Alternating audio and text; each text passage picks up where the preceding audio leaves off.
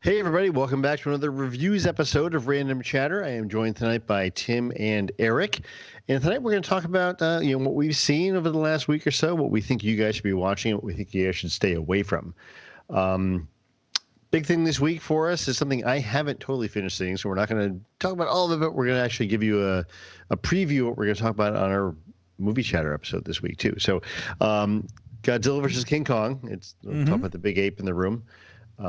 There's an elephant, I guess, right? Yeah, it's not me this time. I'm happy. Wow. So let's start right there with that. Now, I haven't seen the whole thing. I started watching it, and I think a couple weeks ago we were talking about this coming up, and I was like, ooh, I haven't seen any of the movies leading up to this. And someone said, oh, you won't need to. I said, okay, fine. And I started watching Godzilla vs. King Kong, and I got like 15 minutes in. I'm like, you kind of needed to. They're talking about things that I feel like I should have seen. Now, I don't think it's. I'm sure I could have got along without watching the prequel stuff, but I'm like, okay, so clearly the people are in this. We're in this movie or in the other movie, and there's family stuff going on, and this whole thing with the monarch. I'm like, okay, let me just stop here and go back and watch the earlier stuff. So, I watched Skull Island, which, okay, no big deal.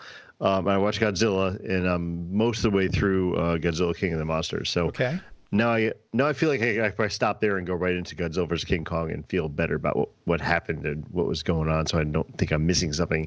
I wasn't missing anything, but I had that back of my head thought that I am missing something. So what do I need to what do I need to catch up on? Well, you said that you haven't finished watching Godzilla vs. Kong. I will tell you that as I got through the end of the movie and I'm watching the credits, I realized neither did I. Wait, what? I blanked out for at least the last third of that movie, if not the last half. And just Godzilla versus Kong or okay. Like, I don't know, counting the cobwebs in the corner of the room or no, I mean, I'll say this. I don't metal has more rivets on it than I thought. Just like. I mean, I don't think anybody's expecting this thing to be, War and Peace, right? There's no huge story going on. It's just a lot of monster on monster action. That's pretty much it. Really? Which the other ones were that way too, and I was fine with it. I mean, I'm not a big monster movie guy, but. I enjoyed Skull Island. I enjoyed Godzilla. I'm so far enjoying King of the Monsters. Oh, well, then you might enjoy this. I liked King Kong. I did not like King Kong Skull Island. So no. And okay, I liked King Kong, Godzilla, but I did not like one, right? King of the Monsters. What's that? When you say King Kong, that's the Peter Jackson one? Yeah. Which doesn't have anything to do with this iteration of... The Godzilla versus Kong, what you need to watch is just the two Godzilla movies. You can get away with not watching the Kong movies other than the fact that Kong is the better of the two, and you should watch those because Kong is the more empathetic character. Yeah, I had seen Kong back when that came out, the Peter Jackson one, and that was fine. It was a remake of whatever Kong movie we had from, several years past. Guys. Yeah. Yes. Yeah, Tim. You are severely overthinking this. My wife has not seen any of the King Kong or Godzilla movies. When we watched this movie, she got it because it's not complicated. That's true. The story behind it can be written in 2 paragraphs. It's monster versus monster action. That's it. It's one of those things that you say, okay, hey, that's fun. They're bashing each other. There you go. That's it. That's all you got to know. Translation. Lou, did you see the trailer? Yeah, you're done. There's the movie. There's the movie. Aside from the reveal at the end, which Eric tells me was apparently in the Japanese trailer. You want spoilers without having to watch the movie? I haven't seen that. So because you're like, but if it's the trailer, like if it's just the trailer, it's not like I really know what's going on. Well, watch the Japanese trailer and then you'll know what's going on. Yeah, because if that was in there, then I mean, like that's. And it's funny. That's the reveal. That's the third act reveal where you're like, oh, there's a thing going on. Because my son was talking to me on the phone. My son loves King Kong. And like we went to Universal Studios and we're doing the King Kong ride, which is based on the newer King Kong. It's actually like, you know, the 3D, like the AR sort of, you know, the video screens on each side and stuff. And he was much younger at the time, but like when Kong kills the dinosaurs that are about to eat your little trolley car and stuff, he's like shouting, "Yay, Kong, you saved us." Like he's yelling back at the ride and stuff. He loves King Kong. So he's asking me on the phone, so who do you think's going to win, Dad? I know you keep up with this stuff. Who's going to win? I know you keep up with this. And so I'm trying to explain to him. I said, "Listen, don't spoil this for Lou. I'll tell everybody." I didn't have any spoilers at that time, but I said, "Listen, they make too much money from the Kong franchise and they make too much money from the Godzilla franchise. And if they kill off one, they're angering half of their audience." Do they really make, quote, too much money from those? They make enough. Go look at IMDb. Too much money. They make enough. So I said, one isn't going to beat the other. They're going to both beat each other up. And then at the end of the movie, there's going to have to be some other nemesis, some other antagonist that shows up in some way that they're going to have to team up and destroy. And then at the end of the movie, the two of them will just go their separate ways, whether as friends or whether as enemies. I don't know. But that has to be what happens because Hollywood has to make their money and they have to protect the brand for the future. Yeah, that makes sense. And then watching the earlier movies, I see I'm still plugging an earlier movie thing. You know, both those movies, you know, the monster in each one of those franchises is protecting somebody or something. So they're both being shown as good guys, makes sense. Kind of. Yeah. Yeah. So I will say this. There is a concept pursued by the human protagonists in this film that happens, Tim, near the end of the first act? And that broke the movie so hard for me. I just rolled my eyes and said, "Oh my gosh, I cannot believe that this whole movie is going to go in this direction." And everything went so far off the rails. I did not care about a single thing that happened from that point on. One monster could beat the crap out of the other monster. I didn't even care. Yeah. Monster on monster action, didn't even care anymore. Like it was just so irrevocably broken for me. When they introduced here's what we got to do. Like the entire goal of the story was just, what? Like you're going to recycle this old science fiction trope from like 1910 that didn't work then. It's never worked in any other sort of thing that they've tried to revisit it in. And now you're going to somehow tie it into this. And then they got to this place and it was so goofy. I'm thinking, wow, I have a lot of respect for the writer of this movie. A lot of respect because to be able to get a job writing a movie like that while you're still in middle school, that is impressive. And that kid's got a future. I mean, that movie wasn't any good, but you know, at some point when they grow up and become an adult.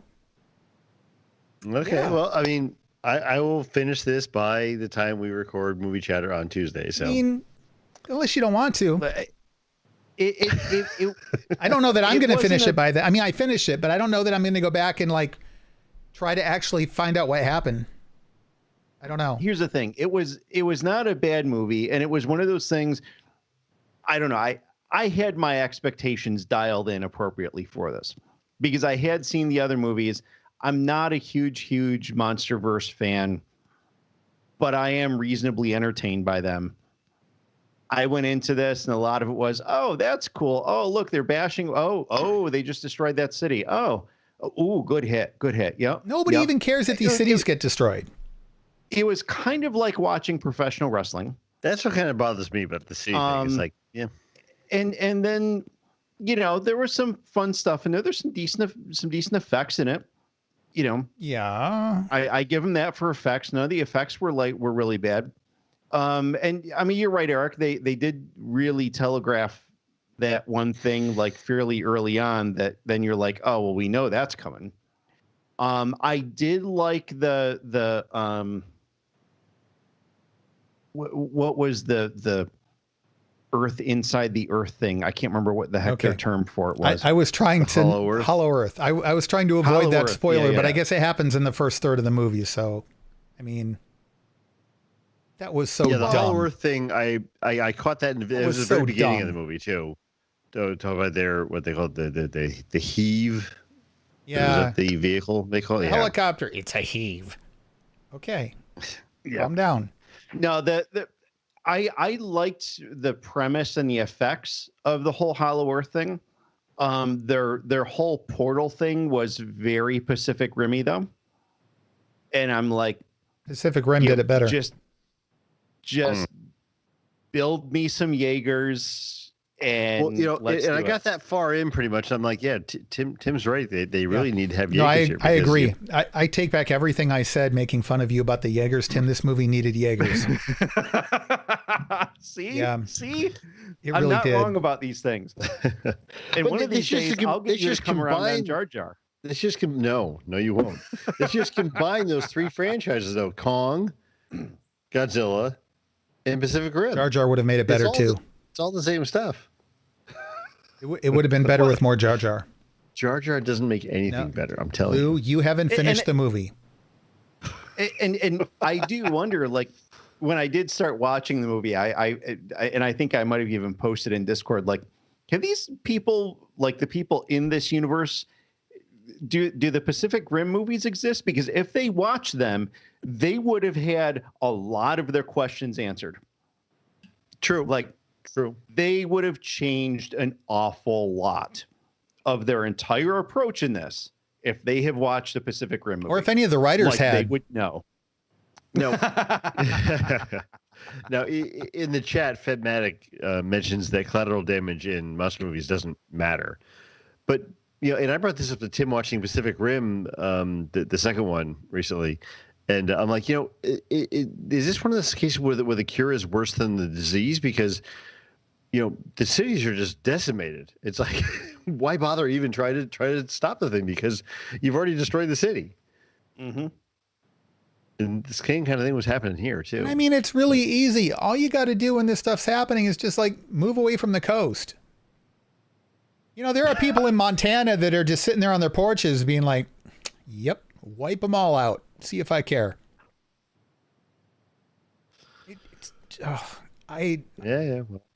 So I'm solidly Team Kong in this. Okay. That's what you're supposed to do. I mean, they craft the film so your heartstrings are tugged by the much more humanistic and emoting one of the two. Yeah, I should probably rephrase that though. There were no heartstrings being tugged in this case. It's just that one has character and the other is just an insect that's really, really big and knocks things over and vomits like a blue beam. So radioactive. I'm going to go for the one that's not a big cranky insect. It's not that, I worship at the altar of Kong. It's just that like one is a character and the other is a plot mechanism. Yeah. It's a fun movie. Take it for what it's worth. Don't expect deep story. Just enjoy the ride. Now it did set records for. Don't expect a lot of good action though either. Like here's the thing. Even if you just like them bashing each other, like you said, wrestling. It's a good analogy. But then imagine wrestling, but at like 4 frames a second. Because obviously something's really big. It has to move really slowly too, and then there are all these moments where like one of them gets hit. And he gets angry, so he glares back at the other one. And then the other one glares back at him like, yeah, what are you going to do, punk? And then you get the answer. The one roars. And then so the other one glares at him. And then a few seconds later, he roars. And it's like, my gosh, is this a good time for a bathroom break? Or like, should I just like come back when you guys work it out? Or what's going on here? It's so bad. No, no. We haven't had the luxury of doing like box office numbers or anything for like a year now, right? But it's something. So I Googled Godzilla versus King Kong, and 3 top stories come up. One from CNBC, one from Deadline, and one from Variety. CNBC says tops the pandemic box office with $32.2 million domestic opening. Variety says it was a $48.5 million opening. Maybe that's internationally, but I can't imagine internationally and put another, 1.6 on top of that. But I would think internationally would be much 16. Higher because I would have thought so too. So I don't know what that number represents. And it says Godzilla versus King Kong rampages to a $285 million worldwide opening. What 285 worldwide? 285. Yeah. I'm like, okay, well. Listen, there are a lot of countries who handled the pandemic far better than we did, and who are open back up again because. But this also makes it to, we don't know what the numbers are from any of these streaming type things. It's like, okay, whatever. I mean, that kind of describes my response to this movie overall is, whatever. Yeah. I'd rather watch Wonder Woman 84 again.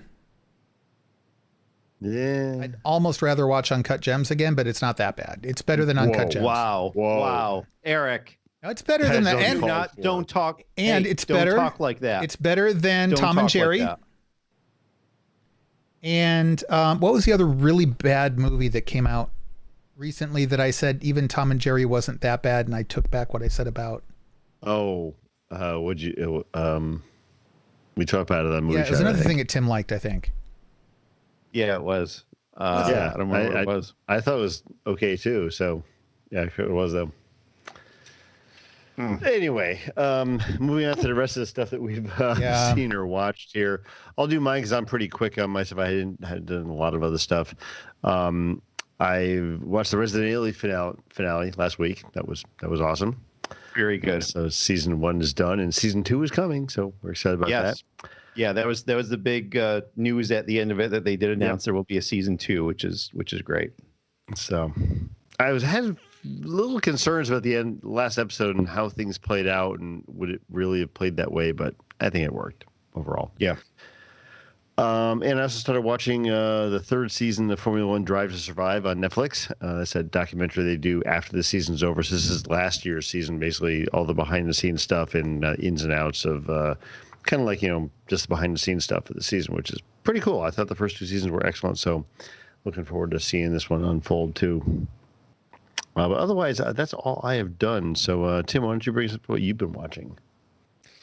Yeah. All right. So there's a couple of new things here. One of them was Honest Thief. Honest Thief. It's this is a brand new release. You'll find it on Prime. This has Liam Neeson and Kate Walsh in it.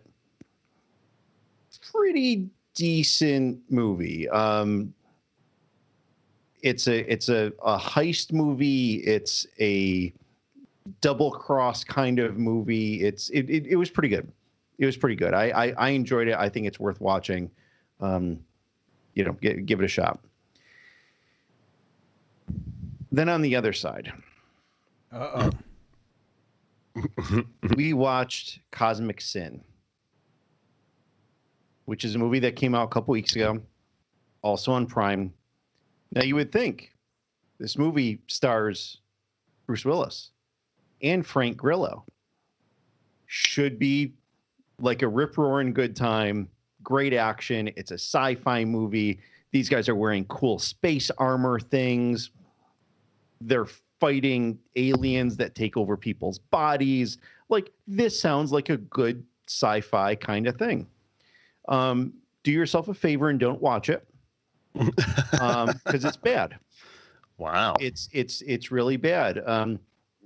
They're, one of the 2 stars, being Frank Grillo, is absent for half the movie. Why? Where's Frank?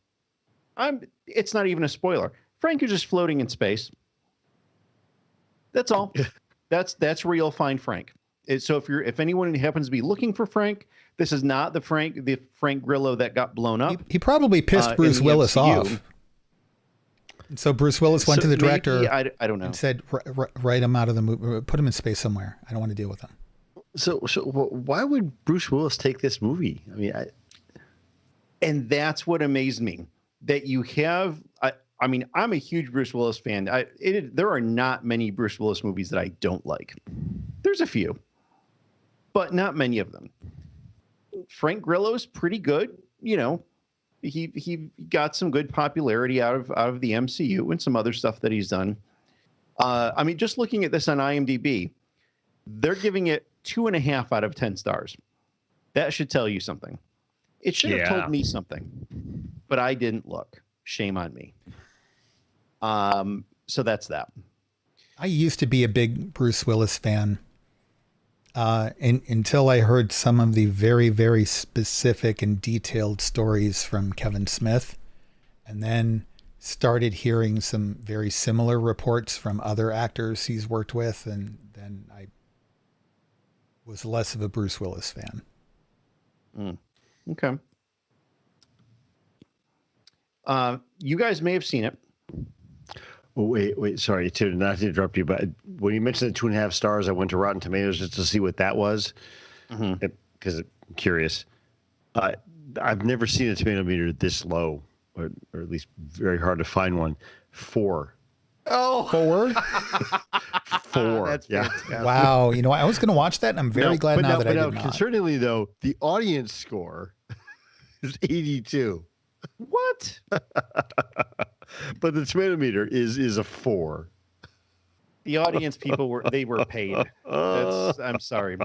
There is no reason to actually like that movie. The premise of the movie is completely fine. The execution was just bad. It was bad. Critics consistently, he who is without cosmic sin cast the first stone, and possibly use it to rouse Bruce Willis from the slumber he seems to be in throughout this dreadful sci-fi blunder. Sorry. Yeah. You can go on. Wow. That's harsh. Have you guys seen the 2018 Robin Hood with Taron Egerton and Jamie Foxx and Ben Mendelsohn? No, I never wanted to. It's actually not bad. Okay. Now, this is the first time that I had seen it, and I've seen every Robin Hood movie under the sun. Most of them I don't like. I still hold the fact that the animated Disney movie is the best Robin Hood ever made. Men in Tights is really close, even though it's not completely a Robin Hood movie. That could be my favorite if it really were. It's still a damn good movie. It really is. It very much is. This is an interesting take. So what they did here, a very, very different storytelling. They use the same premise and stuff. They've got good actors. Taron Egerton did great. Jamie Foxx plays a really cool role in this. Ben Mendelsohn plays the sheriff of Nottingham. Really interesting premise for like how they twisted the story around. The thing that like really pulled me out of it though is the fact that the whole story is supposed to take place during the Third Crusade. The physical setting for so much of this, including like even some of the like technology and that kind of stuff, was like 1800s London. So like they had one foot in the Crusades and another foot, 120 years ago. And it was weird. It was kind of awkward. I am like the furthest thing from a history buff. Like if it happened before last week, I don't know anything about what happened. But the Crusades, long time ago, a little bit time ago, before the 1800s, right? Yep. Yeah. A little bit. Yep. Long time ago. Okay. Yeah. Okay. So like that was a weird thing. Yeah. And they also twisted some of the characters. Robin Hood didn't really have his band of merry men. as he's always had or often had in a lot of the films. They kept some of the characters, but they gave them very different roles in this. So it was an interesting take. If you're a Robin Hood fan, and you haven't seen it, I'd say go ahead and watch it. It's not a bad movie. I don't know that it was a good movie, but it was. I do appreciate when they take the chance of doing a twist on the storytelling, and I think that was successful in this. I like that aspect of it. It was the setting of it that really screwed with me, though. I mean, I remember watching the trailer, and the stuff they showed in there didn't really fit with the time frame, kind of like you were saying. Yeah. Even the trailer, and it kind of turned me off. I didn't really want to see it. It did do better on Rotten Tomatoes than the last movie you talked about, Tim. But not by much. It only did 15. Yeah. Wow. Yeah.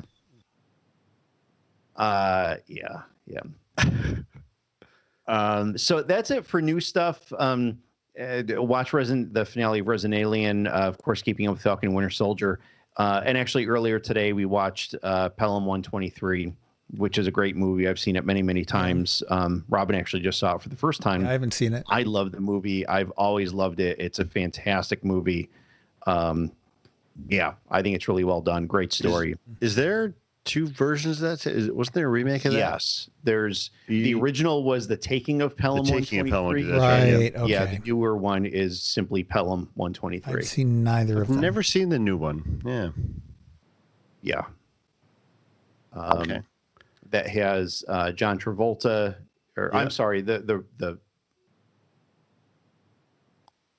remake, yeah.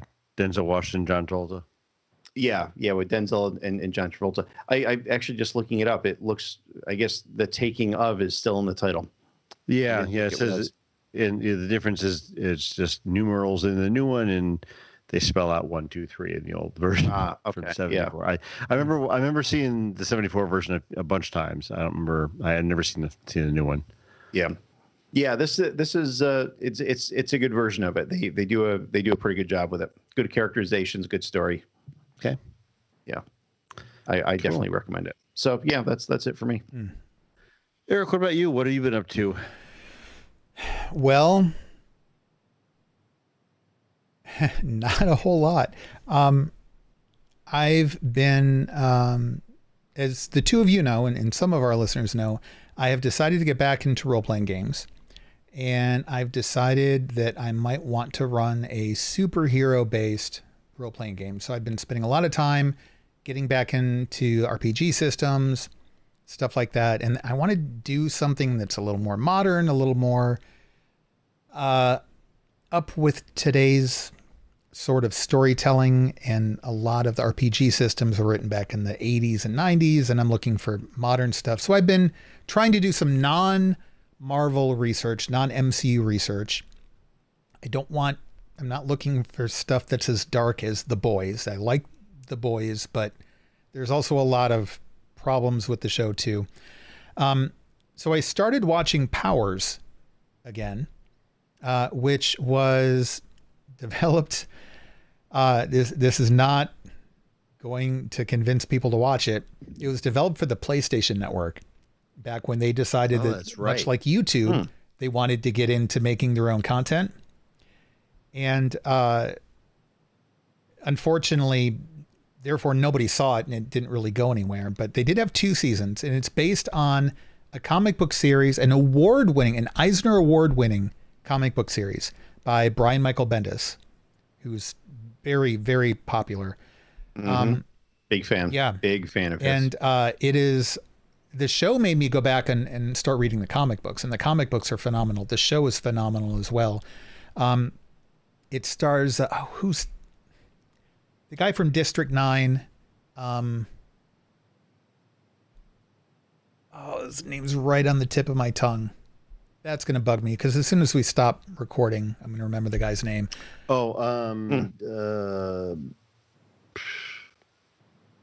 Another award-winning actor. Copley is his last name. Charlton Copley. There you go. So he's the main character. Eddie Izzard Really? Who's known as being a comedian. You want to talk about a comedian who is scary when he's not doing comedic stuff. He plays the main antagonist in the first season. He did some other show on a more mainstream network probably maybe 10 years ago now, but keep going. I'll try to find what it was. Yeah, he did a show not recently, a few years ago. And then he was also in Mystery Men, which is the only other thing I think I've seen him in which, you know, he played a silly, goofy character. But in this, it's dark and he's wow, it's good. Anyway, if you can find it, The Riches. That's right. Was the name of the series he was in. Yep. If you can find it on iTunes or Amazon Prime Video or something like that, you're probably going to have to purchase it. But if you're a comic book fan, if you're a superhero fan, I would recommend it. I think it's worth the money. It's a good series. So been watching that, been keeping up with Invincible, kind of in the same regard, just kind of revisiting other non-Marvel, non-DC comic book stuff.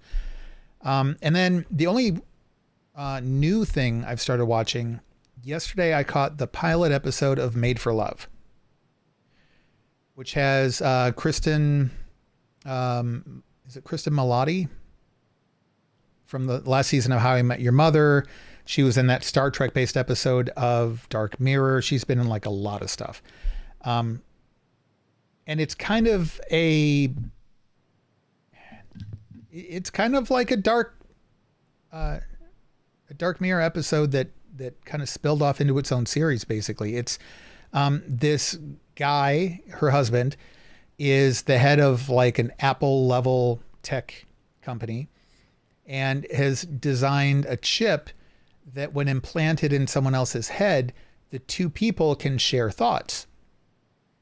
And so he decided that he was going to implant this chip in his wife without her knowing, because she may or may not have been cheating on him or something. I don't know. There's something he's suspicious about. I've only gotten through the pilot episode.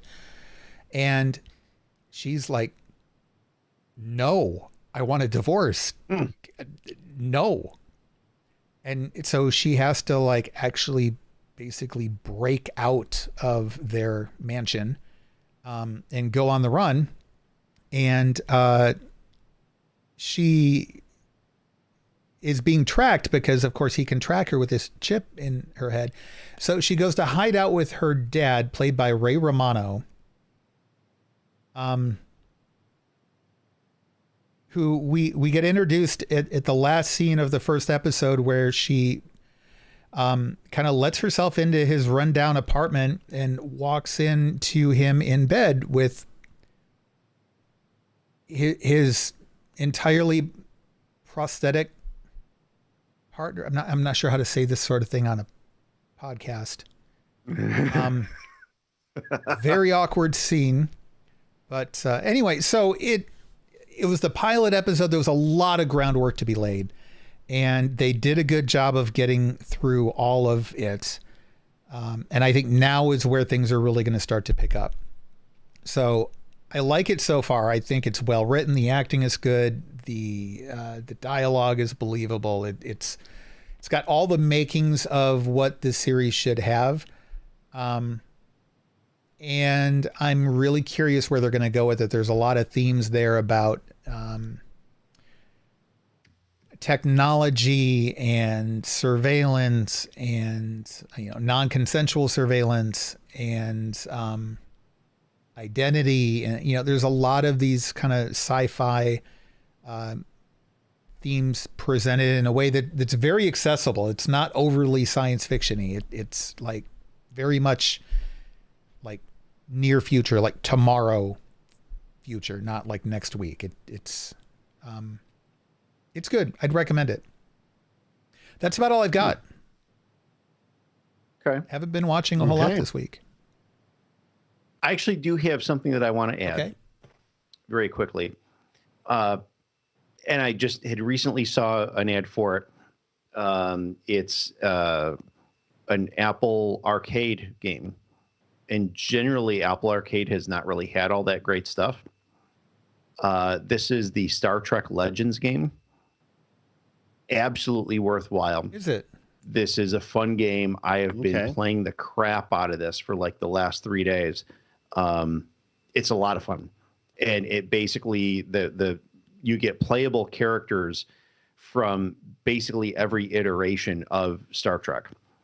They set it up with like a strange time continuum type of thing, so you can have people from Next Generation and from the original and from Discovery and from DS9, et cetera, et cetera. And it's awesome. It's a lot of fun. For the most part, it's a turn-based combat game.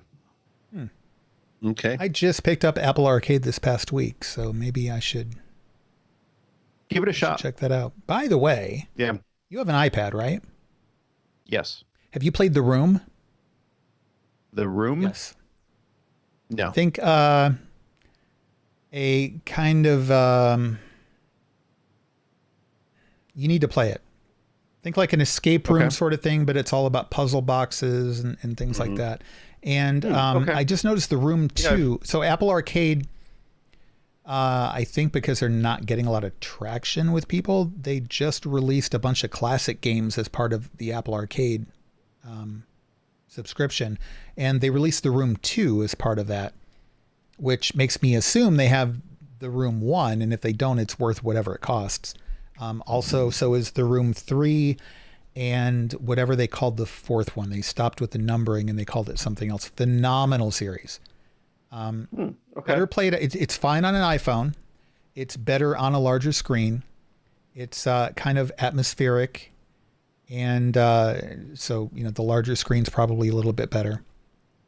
I highly recommend it. And there were some other good games I saw in Apple Arcade too. But I don't know. There's a lot there it seems like pretty much anything else. There's a lot of junk there, and it's a matter of finding the diamonds in the rough.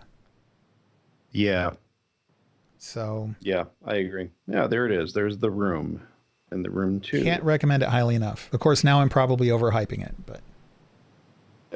Yeah, if you're already subscribing, it's like a must-have. Like it's an automatic thing. Okay, cool. Anyway, I know what'll probably keep me up until 1 o'clock in the morning. Very well may. Thanks, Eric. Appreciate that. Anytime I can keep you up until 1, and then I can start calling you at 2. Nope. It's all good. Don't do that. All right. Okay, well, that brings to the end of the episode. Eric, why don't you take us out? All right. Head over to randomchatter.com to get all of our podcasts. Also, while you're there, go to randomchatter.com/YouTube. Hit that subscribe button and the like button and the notification button. That way, it's a lot of buttons. It is a lot of buttons, but Eric. Fortunately for you, the subscribe button's really big and easy to see. Here's how easy it is. We got Robin to do it. Yeah. I mean, it was a process, but we got her to do it. We even captured it as bonus content. So it's that easy. Hit subscribe, hit like, and hit that notification button so that when we go live, you get notified, and then you can come join us live. We record every Sunday night and most Tuesdays, if not Tuesdays, and typically Thursdays for Movie Chatter. And that's it. Stick around. We're going to do one more show tonight. And until then,